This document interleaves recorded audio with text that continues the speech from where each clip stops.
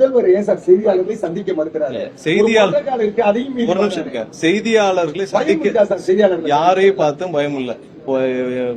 எப்படியோ எவ்வளவோ வச்சு மிரட்டிய திமுக பார்த்து எங்களுடைய முதல்வர் ஒரு நிமிஷம் கூட பயப்படவே இல்லை.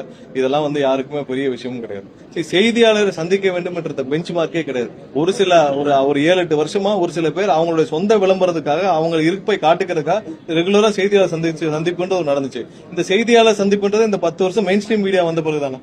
மெயின் ஸ்ட்ரீம் மீடியா வரதுக்கு முன்னாடி என்ன இருந்துச்சு? பிரிண்ட் மீடியா தான் இருந்துச்சு. பிரிண்ட் மீடியா இருந்த காலங்கள் என்ன இருக்கு? என்ன பிரஸ் ரிலீஸ் போகுமோ அதான் போகும். இந்த செய்தியாளர் சந்திப்புன்னு ஒரு 7-8 வருஷம் ஒரு சில பேர் அவங்களோட இருப்பை காட்டிக்கிறதுக்காக ரெகுலரா பிரஸ் மீட் குடிச்சு ஏதாவது பேசிட்டு போயிட்டு இருந்தாங்க. சோ எப்ப தேவையோ அப்ப சந்திக்கணும். மக்களை சந்திக்கிறார் எங்களுடைய முதல்வர். மக்களை ரெகுலரா சந்திக்கிறார். இப்ப போன வாரம் திருச்சி கூட்டம் நடந்தது. இது மாதிரியான கூட்டங்கள் ரெகுலரா நடக்கும்.